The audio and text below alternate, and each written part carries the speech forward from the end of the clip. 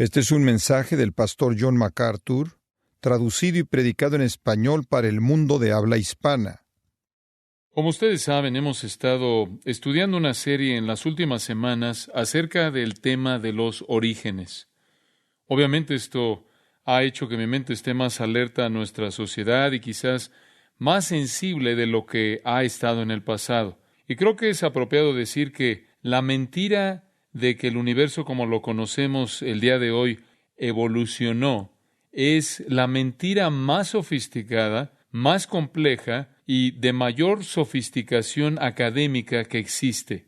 Realmente ha cautivado al mundo entero y es creída por la mayoría de la humanidad, la gran masa de la humanidad, por lo menos en el mundo occidental. Y aunque es imposible y irracional, no obstante es perpetuada con gran fuerza y con gran esfuerzo académico. La teoría evolucionaria moderna ha demandado y ha recibido casi aceptación universal en el mundo. La teoría de que nadie creó el universo como lo es, sino que surgió por razones del azar y progresa a lo largo de cambios constantes, mutaciones y transiciona hacia arriba, hacia niveles más elevados de vida, de la simplicidad a la complejidad, siendo esto realizado de manera total por un proceso al azar, en esencia hace a un lado el pensamiento humano. Y supongo que esperaríamos que esas personas que rechazan a Dios y aquellas personas que rechazan la Biblia, esas personas que no aman al Señor Jesucristo, que no lo conocen, esas personas que aman el pecado, esas personas que no quieren un juez moral o una ley moral, esperamos que ese tipo de gente esté contento con una explicación tan cómoda de la manera en la que las cosas son. Y supongo que esa es la razón por la que es tan asombroso, tan sorprendente que esta mentira de la evolución haya dominado a la comunidad cristiana evangélica también. Teólogos y exegetas y comentaristas de la Biblia han considerado que es necesario tomar la explicación simple de la creación en Génesis capítulo 1 y básicamente negarla. Estaba leyendo esta tarde un comentario conocido, un comentario respetable del libro de Génesis, en el cual precisamente presentaba que la posición del autor dice que realmente esto no significa lo que dice. Dios realmente no quiso decir que hizo esto en 6 días. Él obviamente quiso decir algo más debido a que la ciencia nos ha dicho que esto no podría ser la manera en la que es.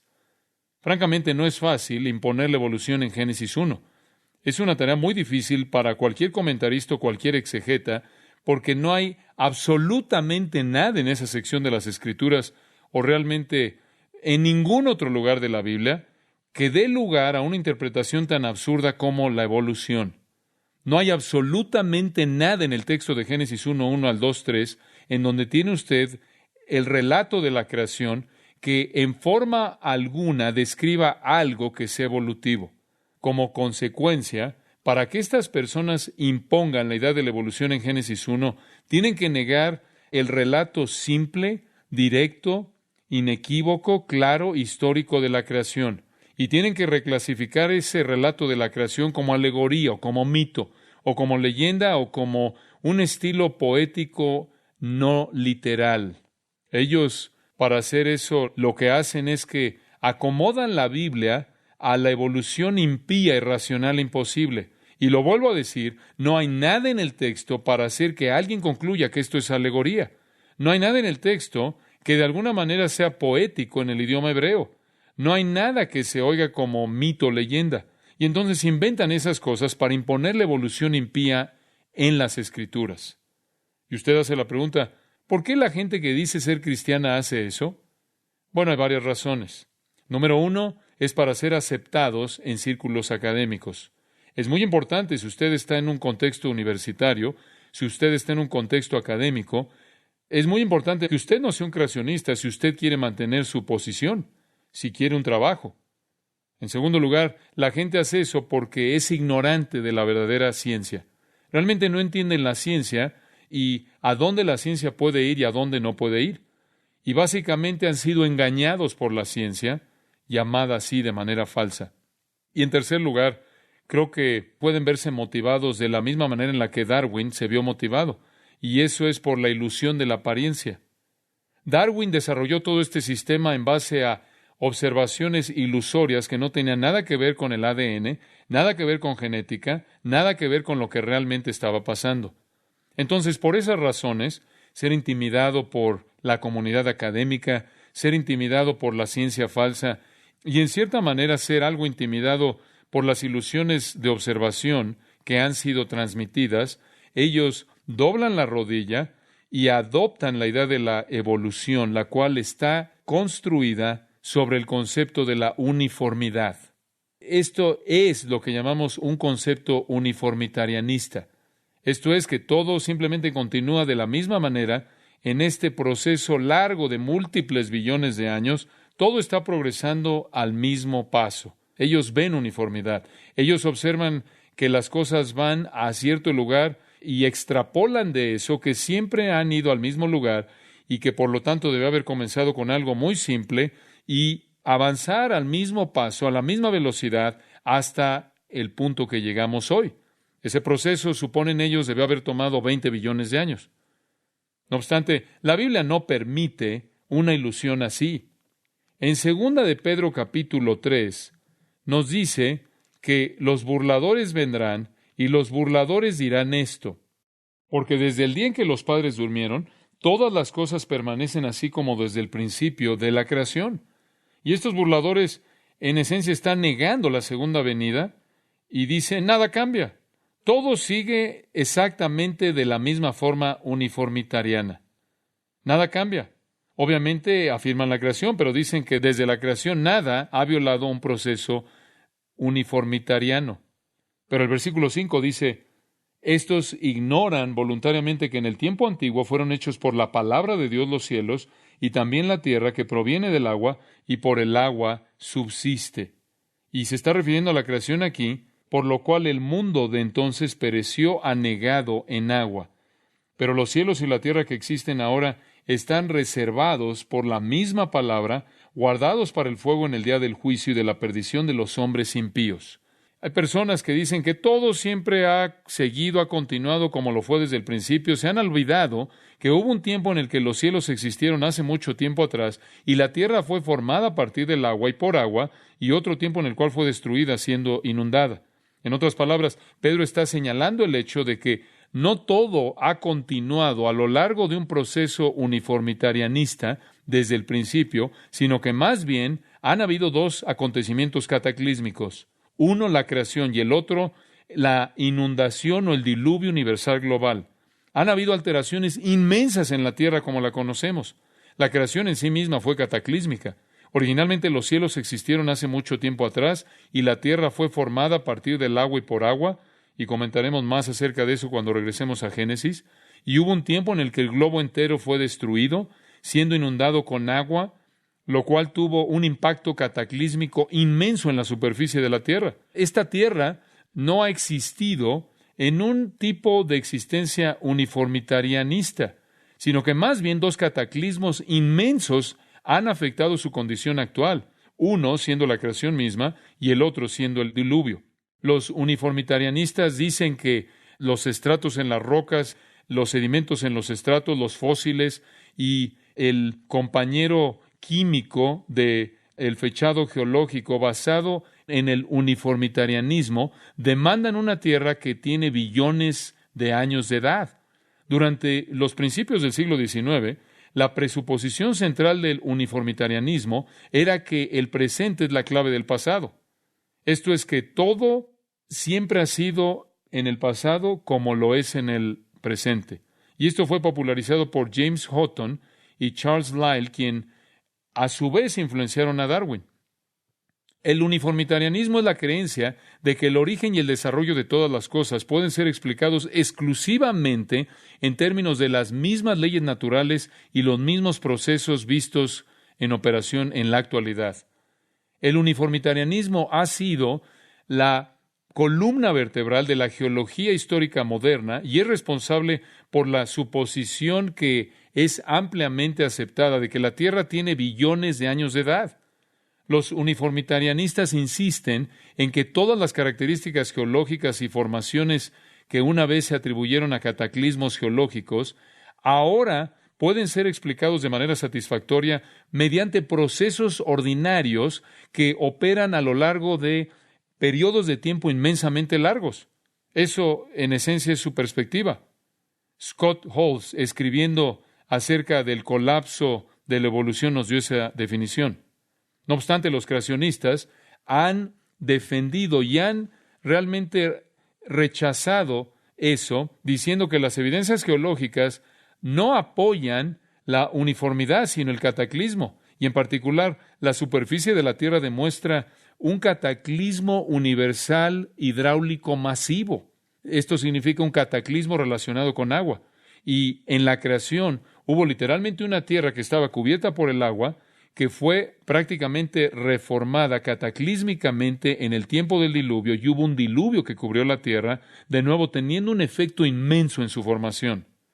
Dos teólogos y científicos muy importantes, Henry Morris y John Whitcomb, prácticamente presentaron evidencia a partir de procesos naturales conocidos, incluyendo el acarreo hidrodinámico de agua de diluvio, para demostrar la necesidad de un diluvio universal para explicar las estructuras geológicas actuales de la Tierra, las cuales no pueden ser explicados a partir de procesos actuales lentos.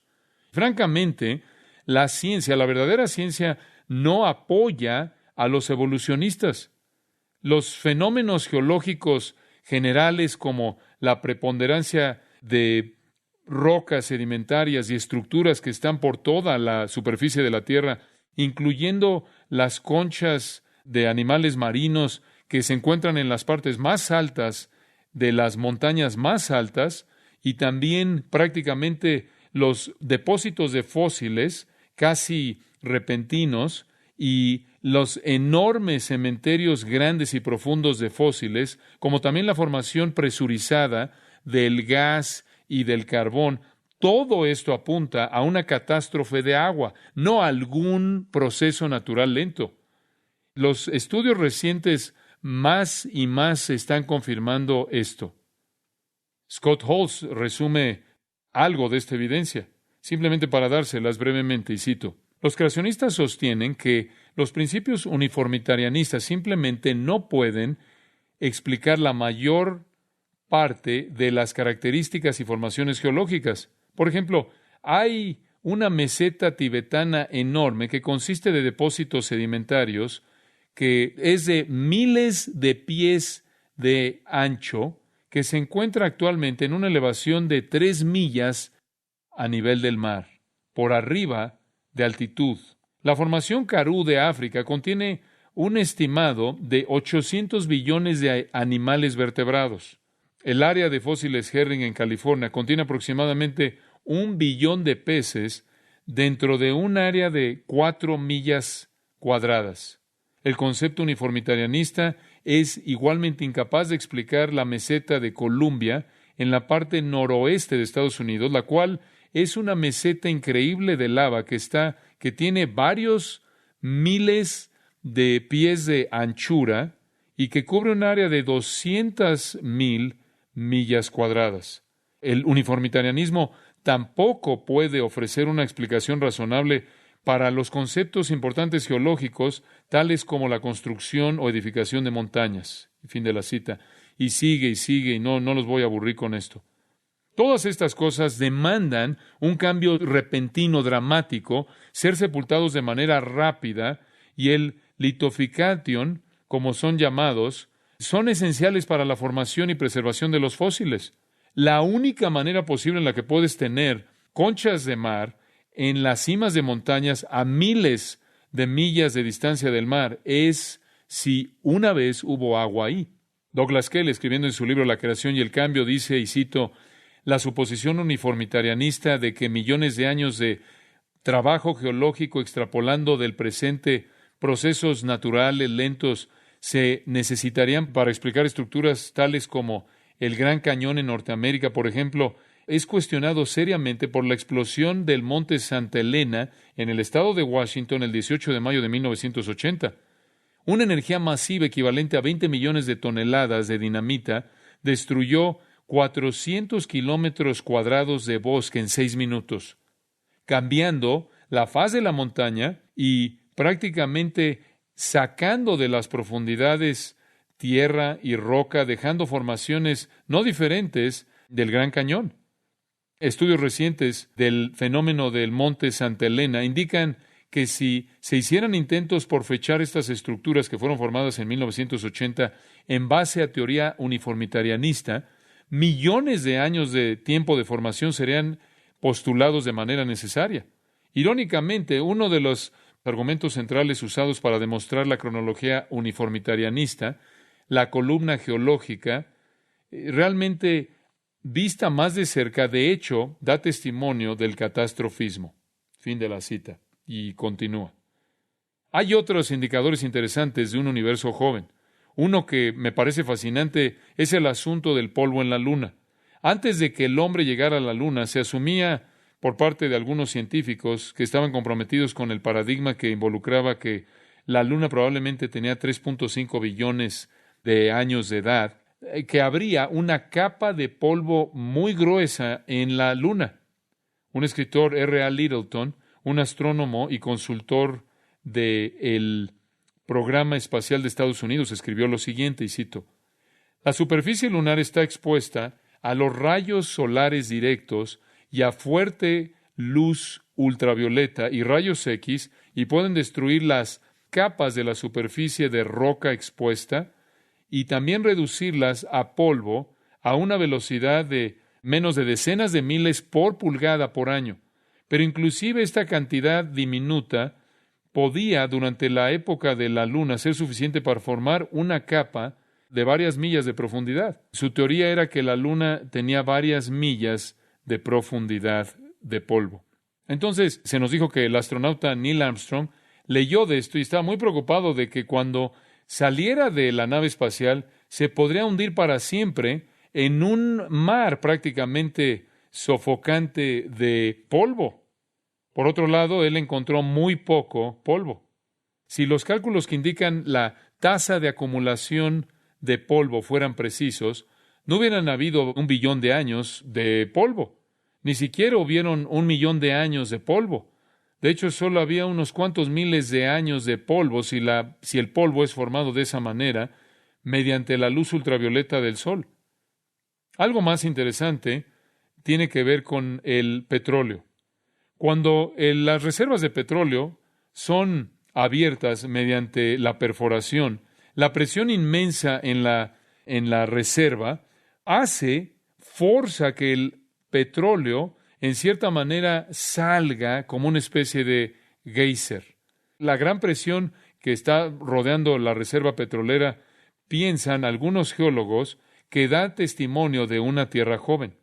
Un científico llamado Digge y otros han publicado los resultados de este asunto en su investigación en un volumen llamado Ciencia. Y esto es lo que escriben en esta publicación, y cito: los estudios muestran que cualquier presión que se acumula debe ser disipada, y debe ser disipada en rocas que rodean ese lugar dentro de prácticamente unos cuantos miles de años. Las presiones excesivas que se encuentran en las camas de petróleo, por lo tanto, refutan la noción de que su edad está en el orden de los millones de años y defiende un periodo de tiempo joven, algo menos que los 1000 años de formación de roca y el petróleo atrapado en ellas. Fin de la cita. Y después realmente me gusta esta. Henry Morris escribió algo llamado La cosmología bíblica y la ciencia moderna, y el capítulo 6 habla del tema de la población del mundo y la cronología de la Biblia. Y con un detalle minucioso y la ayuda de ecuaciones matemáticas, él muestra cómo la población del mundo es una indicación de la edad de la Tierra. En una obra que publicó después llamada Creacionismo Científico, él muestra que un crecimiento de población conservativamente promedio de 1,5% al año, lo cual es 1/4 de nuestra tasa actual, pero digamos para efectos de las dudas, dejémoslo a 1/4 y digamos que la población crece a 0,5% al año. Eso nos llevaría a concluir que solo tardamos 4,000 años para llegar al número de personas que viven en la Tierra. Y de acuerdo con la cronología bíblica, eso es correcto, porque 4,000 años atrás fue cuando sucedió el diluvio. Y él escribe, y cito: comienza a ser obviamente claro que la raza humana no puede tener muchos años de edad. La cronología bíblica tradicional es infinitamente más realista de lo que es decir que está en los millones de los años de la historia de la humanidad, como lo suponen los evolucionistas. Y continúa, si estuvieran en lo correcto y hubieran millones de años, la población de la Tierra prácticamente sería 10 a la 5,000 potencia. Y si eventualmente pudiéramos colonizar todos los otros mundos en el universo y construir ciudades espaciales en todo lugar en los espacios interestelares, se podría mostrar que un máximo de no más de 10 a la 1/100 de potencia de gente podría ser metida en todo el universo conocido. Fin de la cita. Y puede usted ver este punto desde el punto de vista de la ciencia honesta y tener toda la afirmación que usted quiere para defender la posición de una Tierra joven. Varios cronómetros físicos, diferentes herramientas químicas de medición que se usan para establecer la edad de la Tierra y los cielos. Puede ver la verdadera ciencia que le va a llevar a una respuesta correcta si usted entiende esto, que cuando Dios creó la Tierra, la creó como es, la creó madura, la creó con la apariencia de edad. ¿Y qué quiero decir con eso? Bueno, el primer día Él hizo la luz y las tinieblas, la oscuridad. El segundo día Él hizo los cielos. El tercer día Él hizo la tierra. El cuarto día Él hizo los cuerpos celestes que proveen luz. El quinto día Él hizo las aves y los peces. El sexto día Él hizo a las criaturas terrestres y al hombre. Y las hizo todas maduras, desarrolladas de manera plena. Él no creó semillas y células. Él no envió una pequeña célula programada para dividirse a sí mismo una y otra y otra y otra vez a lo largo de millones de años. No habían semillas, embriones, no hubo huevo. Estaba un pollo maduro. Él no comenzó con la luz parcial y gas parcial y un campo electromagnético parcial y energía nuclear parcial. Él creó un universo totalmente maduro con la apariencia de edad. Cuando Adán fue hecho, él no era un embrión, él no era un recién nacido, él era un hombre maduro, un adulto. Todo era adulto, todo estaba totalmente desarrollado. La creación cataclísmica del universo dio lugar a una creación madura con la apariencia y la realidad de edad. Si usted hubiera encontrado un roble en el huerto y usted hubiera sido una persona que se dedicaba a la botánica, podría haber tomado su pequeña sierra y haber cortado ese pequeño roble y hubiera comenzado a contar los anillos y hubiera descubierto que de acuerdo con los anillos, ese roble tenía 400 años de edad, pero de hecho tenía un día de edad. Fue creado siendo totalmente maduro. Y si hubiera usted visto algunas águilas volando por ahí que parecían tener unos 30 años de edad, realmente tenían un día de edad. Y si hubiera visto elefantes caminando por ahí, hubieran parecido que tenían muchos años de edad, 50, 60 años de edad, pero el hecho es que tenían un día de edad. Y con las montañas que rodeaban ahí el lugar, y usted hubiera visto esas montañas, podría haber supuesto que las montañas y los cañones que estaban ahí a su alrededor, y los valles y los montes, habrían sido formados por años de agua y viento y erupciones volcánicas y temblores, y el hecho es que todo fue hecho en un día. Y si usted hubiera visto los cielos como lo hizo Adán, y hubiera visto el inmenso cielo arriba de usted, y se hubiera preguntado cuánto tiempo había estado ahí, la respuesta habría sido 48 horas. Fue algo así como Jesús convirtiendo el agua en vino y no hubo proceso. Él simplemente convirtió agua en vino, creación instantánea en una milésima de segundo. Ahora, como lo hemos señalado a lo largo de estas series, la evolución es imposible porque nadie, por nada, es igual a todo, es imposible. Y no solo es imposible, es ridículo. Y no hay formas transicionales y genética, prácticamente no producen evolución. Una alteración en la genética solo puede ser negativa, solo puede cumplir la entropía, la segunda ley de la termodinámica, y prácticamente no puede hacer nada mayor, sino menor, decrece. No hay ningún tipo de código genético que pueda hacer una transición.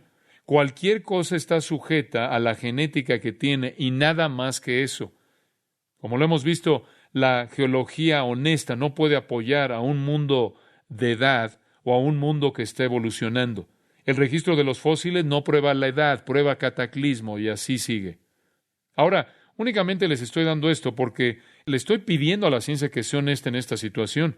Pero con todo ese trasfondo, vayamos a Génesis 1 y vayamos a la historia correcta. ¿Cómo comenzó el universo? ¿Cómo llegó el universo a ser lo que es ahora? Aquí está, versículo 1. En el principio creó Dios los cielos y la tierra. Los hebreos no tenían palabra para el universo. Tenían una frase para el universo, y la frase para el universo que los hebreos usaban era los cielos y la tierra. Simplemente significa el universo.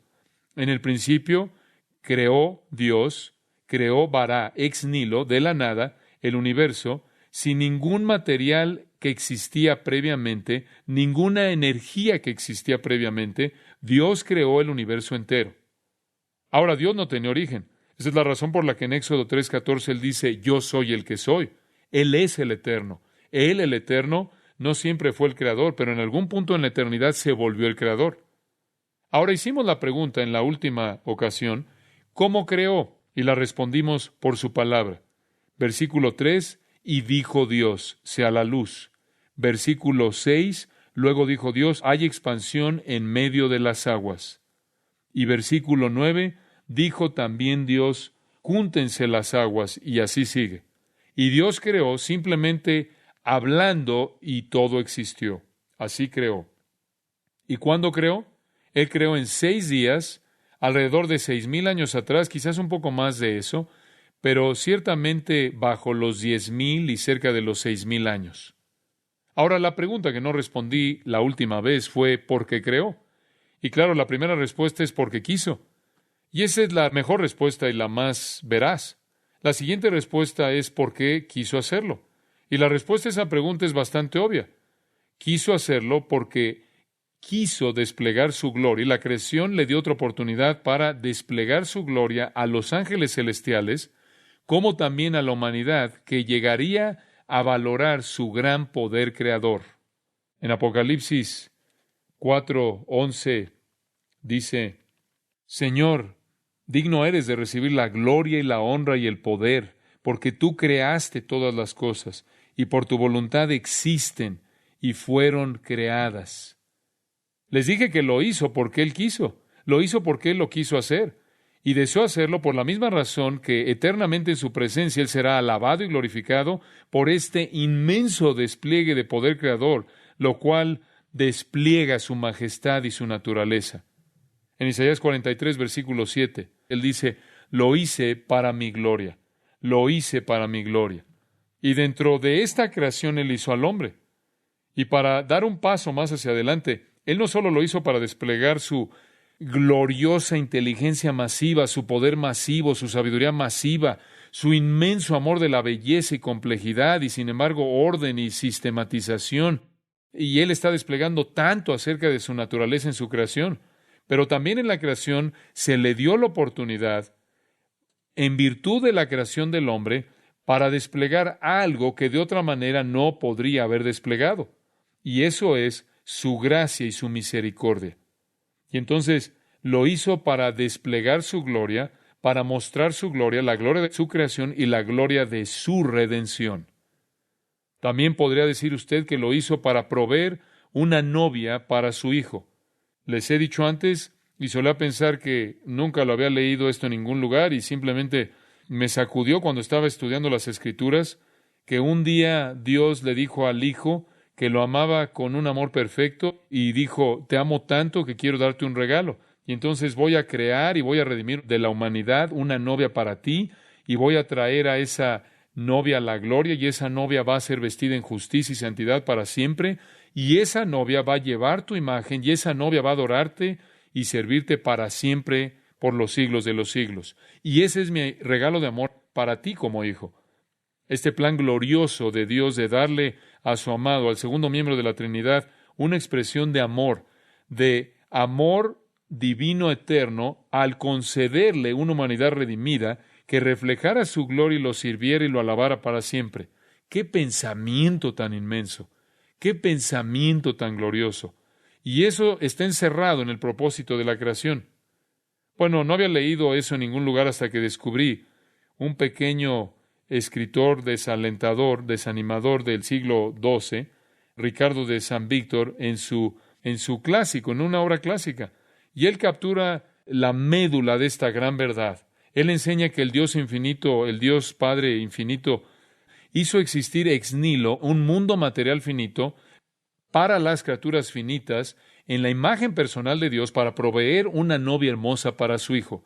El Padre eterno creó un universo entonces entero y en él un mundo, el cual previamente no tenía existencia alguna, como el cunero, como el invernadero y el hogar en el cual la novia sería criada. Un regalo tan estupendo del Padre al Hijo demandaba una creación absoluta de la nada.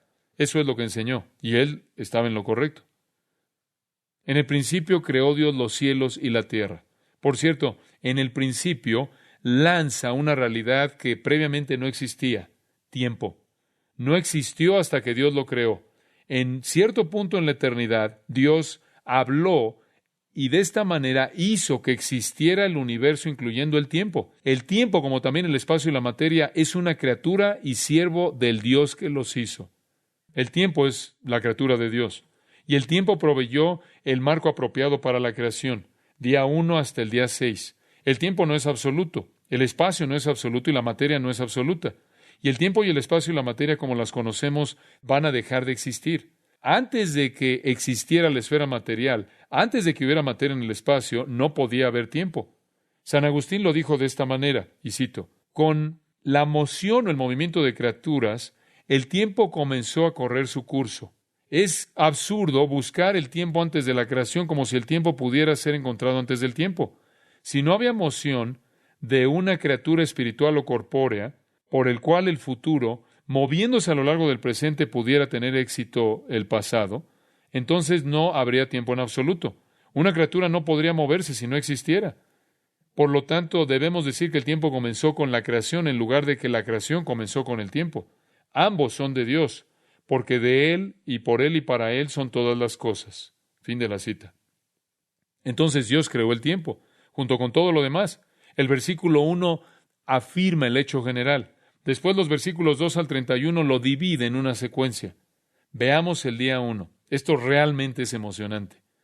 Aquí estamos en el día 1, versículo 2. Y la tierra estaba desordenada y vacía, y las tinieblas estaban sobre la faz del abismo, y el Espíritu de Dios se movía sobre la faz de las aguas. Y dijo Dios: sea la luz, y fue la luz. Y vio Dios que la luz era buena, y separó Dios la luz de las tinieblas. Y llamó Dios a la luz día, y a las tinieblas llamó noche. Y fue la tarde y la mañana un día, o el primer día. Día 1, si le gusta a usted. Esto simplemente es tremendo. Ahora, conforme comienza el día 1, encontramos la tierra en una condición única.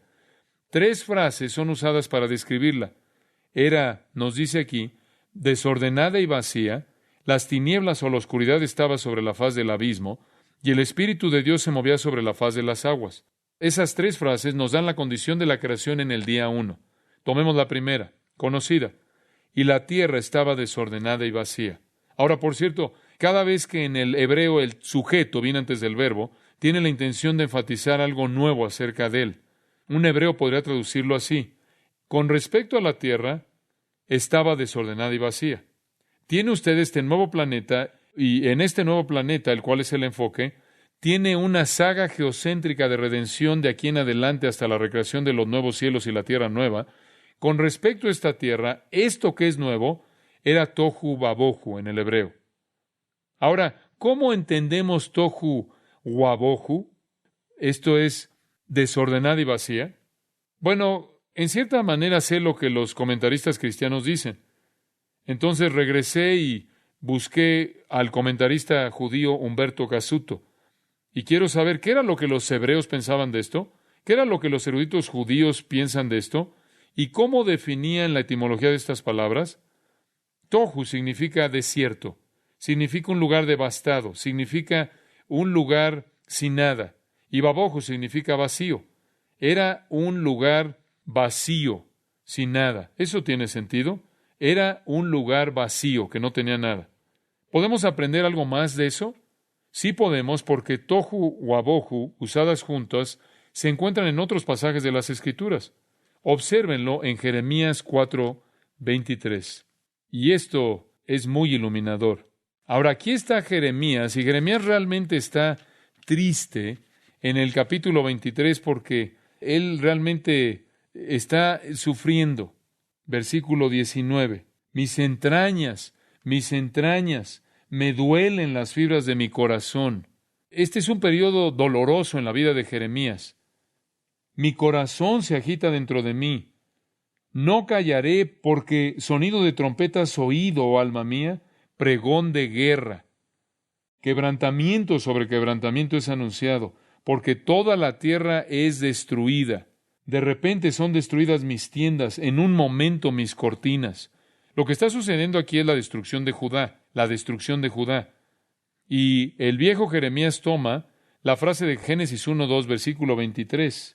Miré a la tierra, y he aquí que estaba tohu wabohu, y a los cielos, y no había en ellos luz.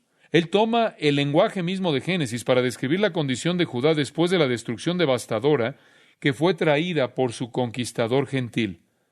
Y además dice, miré a los montes, y he aquí que temblaban, y todos los collados fueron destruidos. Simplemente devastación total. Miré y no había hombre, y todas las aves del cielo se habían ido. Miré y aquí el campo fértil era un desierto. Esa es la palabra, un desierto. Y todas sus ciudades eran asoladas delante de Jehová, delante del ardor de su ira. ¿Sabe lo que él está viendo aquí? Él está viendo una tierra devastada por un ejército extranjero. Una tierra que tiene humo, que está ardiendo. Una tierra en donde las aves han huido debido al humo y la devastación. Una tierra en donde no queda nadie. Han sido matados o han sido llevados en cautiverio. Entonces, tohu wabohu, Jeremías nos ayuda a entenderlo. Él toma el lenguaje de Génesis para describir un lugar devastado, desierto, sin ningún habitante.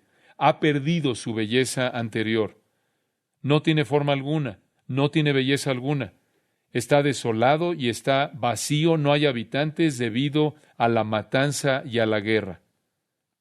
La misma frase también es usada en Isaías, en el capítulo 34, versículo 11. Él habla del juicio de Dios que viene sobre las naciones aquí. Isaías está hablando en el versículo 1 del 34. Acercaos, naciones, juntaos para oír, y vosotros, pueblos, escuchad. Oiga la tierra y cuanto hay en ella, el mundo y todo lo que produce, porque Jehová está airado. Y entonces habla de la devastación que va a venir cuando el juicio de Dios caiga en las naciones del mundo. Y en el versículo 11, él habla de algunas cosas que van a suceder a los animales y demás. Y después en el versículo 11, a la mitad del versículo, y se extenderá sobre ella cordel de destrucción, la línea de tohu, y niveles de asolamiento, de bohu. Va a ser un lugar desolado y va a estar vacío, sin habitantes. Ahora, estas palabras tienen que ver con un lugar desierto, un lugar desolado sin habitantes. Devastación, no hay población, sin forma y sin habitantes. Entonces, cuando usted ve las palabras tohu wabohu en Génesis, no es algún tipo de aspecto técnico que tiene algo difícil de entender lo que está viendo usted aquí. Simplemente es la palabra que se refiere a devastación y vaciedad. Es un lugar desierto y no hay vida ahí. Eso es exactamente lo que significa. Quizás la mejor manera de decirlo será que la tierra no había sido terminada en términos de su forma y estaba despoblada. Eso es exactamente lo que significa. Y eso es comprensible cuando el día 1 comenzó.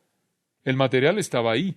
Había tiempo y había espacio y hay materia, pero no estaba formada y no estaba poblada. Los elementos originales creados mencionados en el versículo 1, tiempo en el principio, los cielos, materia, o los cielos, espacio, y la tierra, materia, Dios los creó. Dios habló y existieron, pero no habían sido diferenciados, no habían sido separados, no habían sido organizados y no había sido habitada. Dios todavía no los había formado y Dios no había poblado aún el cosmos.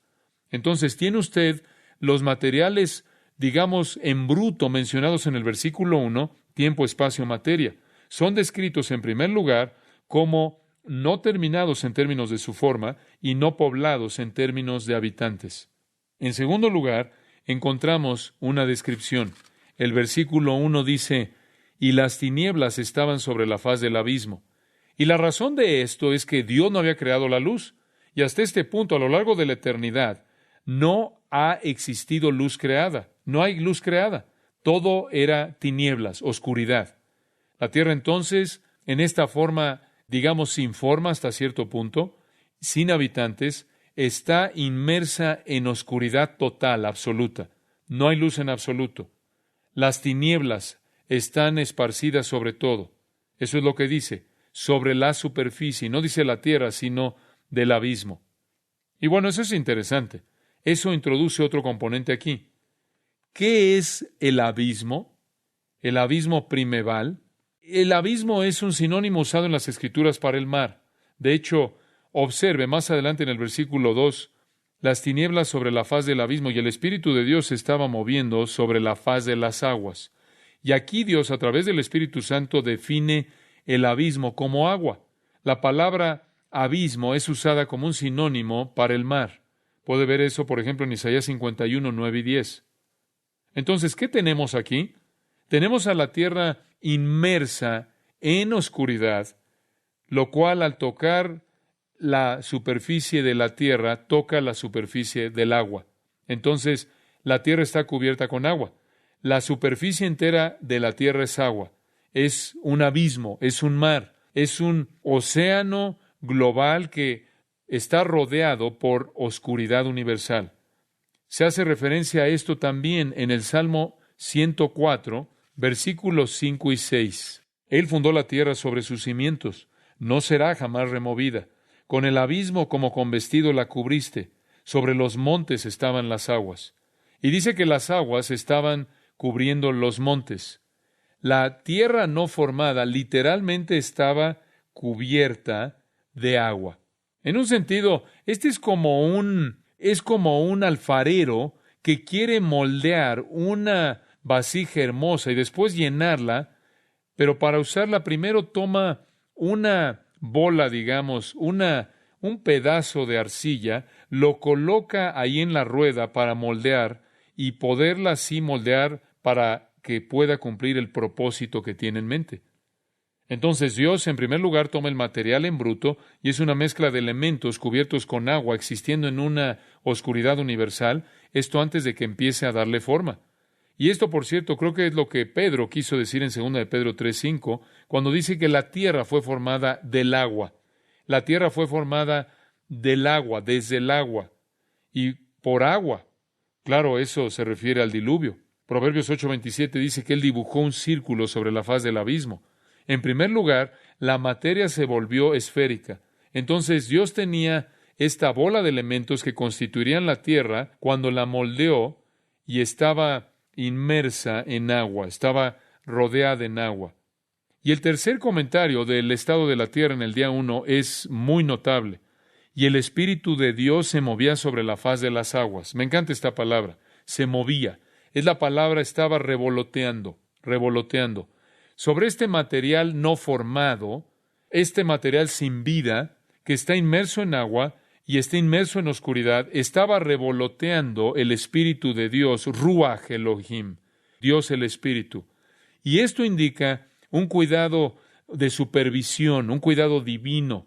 Job 33:4 dice, el Ruach Elohim, el Espíritu de Dios me ha hecho y el aliento del Todopoderoso me da vida. Esta palabra revoloteando, se movía, es una palabra hermosa. Si quiere comparar su uso para darle una analogía, puede ir a Deuteronomio 32:11, simplemente escríbalo por ahora, y encontrará ahí que es usada para describir a los aguiluchos, águilas pequeñas en un nido, y los aguiluchos no son capaces de alimentarse a sí mismos, no son capaces de defenderse a sí mismos, son incapaces de sobrevivir, incapaces de vivir, incapaces de desarrollarse y crecer, totalmente dependientes del cuidado de los padres que están revoloteando sobre ellos, proveyéndoles alimento y protección y calidez para que puedan sobrevivir y vivir y crecer y desarrollarse. Y eso es precisamente el retrato que se ve aquí, porque la misma palabra hebrea es usada del Espíritu Santo revoloteando sobre esta masa de materia en el espacio que no está desarrollada, no está formada, no tiene vida, cubierta por agua, está hundida en la oscuridad. Y el Espíritu de Dios está revoloteando sobre la superficie de esta tierra. El Espíritu de Dios está moviéndose sobre las aguas. Escuche, ese es un detalle importante en el relato de la creación y no uno pequeño. Demuestra, por un lado, que la perspectiva del mundo bíblica de Dios, la cosmovisión bíblica de Dios, es que Él está involucrado directamente en su creación. Su mano nunca se levanta de los elementos y el trabajo del orden material. Su presencia ahí está supervisando, está revoloteando sobre eso. Esta es la antítesis de este deísmo filosófico que dice que Dios es como el originador de la creación, que simplemente le dio cuerda y después se fue. O el dualismo teológico que ve un espacio entre un Dios bueno y un espíritu y un mundo malo y materia mala. Pero más bien usted tiene al Dios vivo supervisando, revoloteando, moviéndose encima de las aguas, estando directamente a cargo del proceso entero de la creación. Usted va a lo largo de la Biblia y va a descubrir que el Espíritu de Dios es la fuente de toda la vida. Por su Espíritu Él ordenó los cielos, dice en Job 26. El Salmo 33 como el aliento de Dios está en mí, y muchas otras escrituras. Por la palabra del Señor, Salmo 33:6, los cielos fueron hechos y todo su ejército, y por el ruaj de su boca, el espíritu de su boca, y muchas otras escrituras. Entonces, el Espíritu de Dios provee la energía para formar y organizar y traer vida. Esta es la obra de Dios. Lo primero que sucede de manera creativa después del material original está en el versículo 3, día 1. Y dijo Dios, sea la luz, y fue la luz. Ahora, los científicos pueden estar ahí debatiendo y pensando por décadas y siglos tratando de entender de dónde vino la luz. Y todo lo que necesita usted es un versículo. No había luz. Dios dijo, sea la luz, y fue la luz. Aquel que hizo que existiera la luz creada, el que de acuerdo con 1 Timoteo 6:16, que vive en luz inaccesible, mandó que la luz creada existiera en el lugar donde solo había oscuridad y la luz existió. De nuevo Douglas Kelly dice, y cito, el hablar y hacer que existiera la luz creada es lo primero en una serie de 3 separaciones logradas por el Creador, las cuales fueron esenciales para hacer que el caos fuera un cosmos. En el día 1 la luz separa al día y a la noche. El día 2 el firmamento separa las aguas de arriba de la tierra, constituyendo una atmósfera o un espacio de respiración. En el día 3 las aguas abajo de los cielos son recolectadas en los mares y de esta manera separadas de la tierra seca.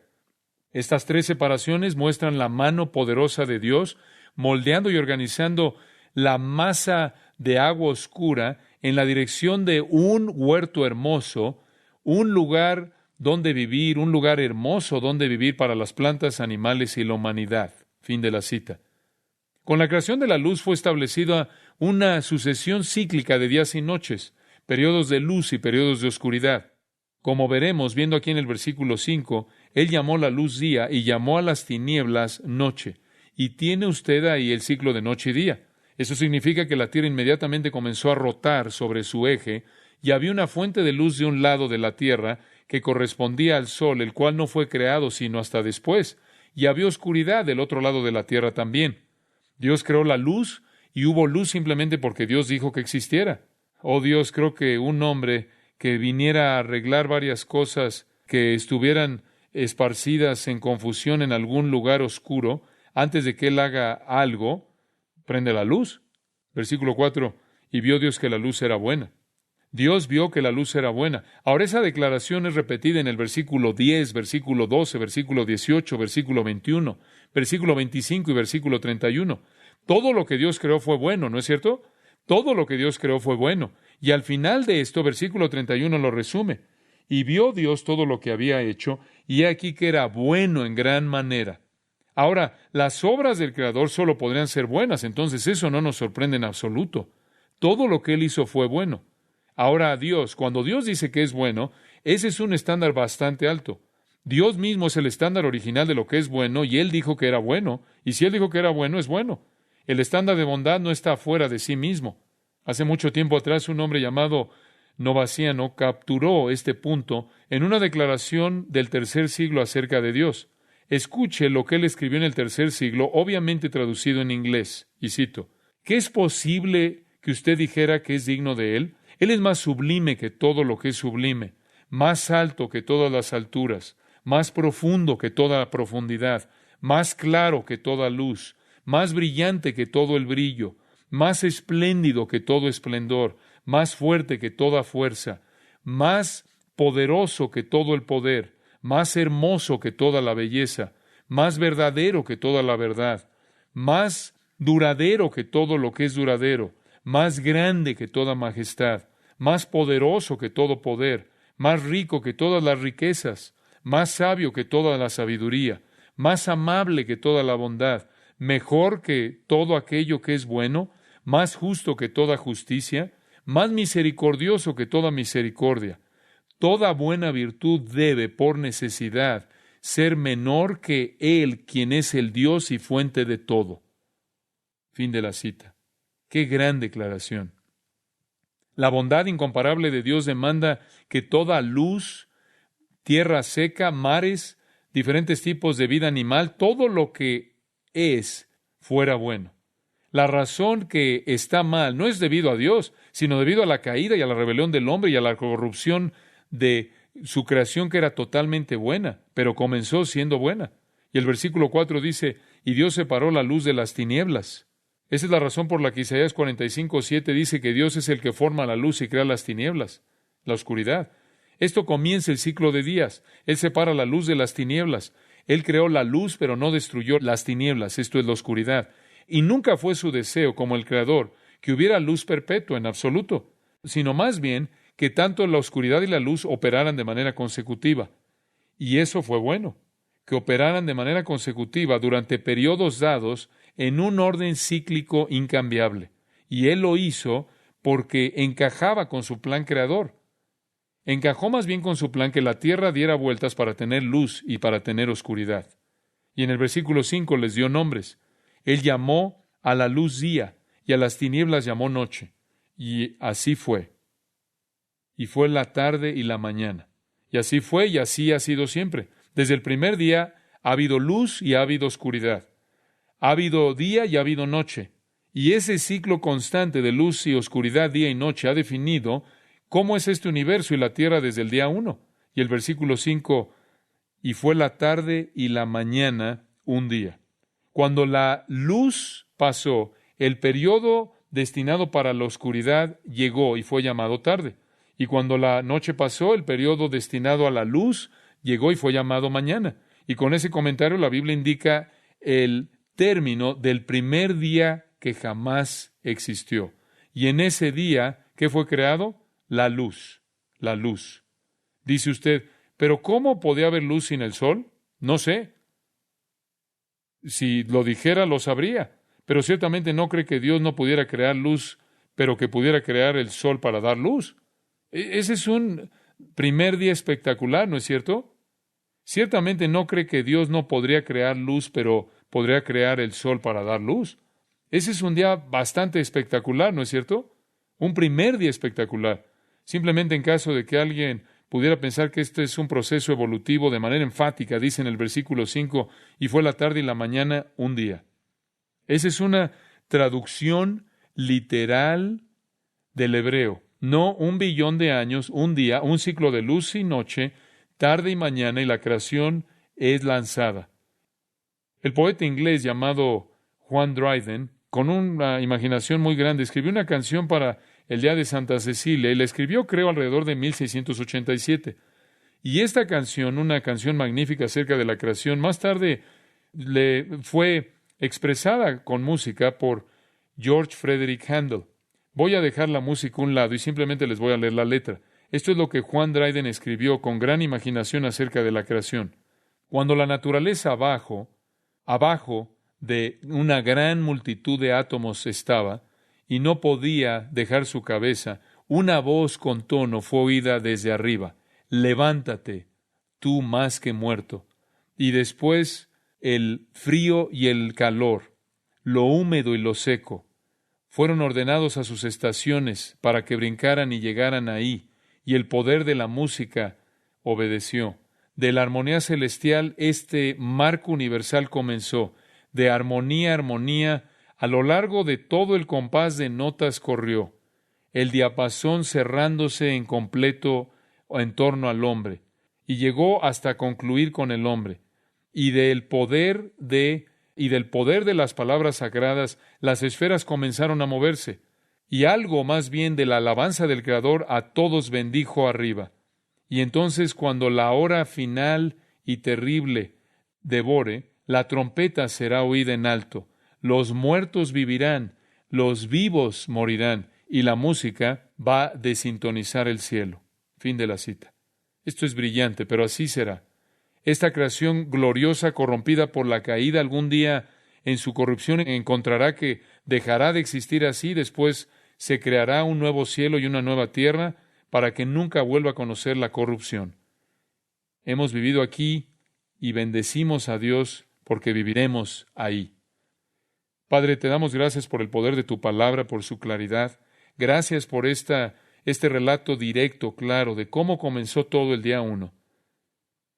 Apenas relativamente hace unos cuantos miles de años atrás, cuando tú hablaste y de esta manera existió la luz y tomaste el primer paso hacia crear el universo y la tierra como la conocemos ahora. Te damos toda la alabanza. Tú eres nuestro creador. Tú has hecho todo lo que ha sido hecho y sin ti nada de lo que ha sido hecho ha sido creado. Te damos gracias por crear y porque tuviste el propósito de crear para que tú le dieras al hombre un mundo en el cual vivir, para que escogieras para él para que de ese mundo escogieras una novia para tu hijo, para llevarla a la gloria. Te damos gracias por ese propósito abrumador para la creación. Te damos gracias porque nos hiciste parte de ella. Estamos llenos de asombro y alabanza y te damos gracias por nuestro Salvador Jesucristo. Amén.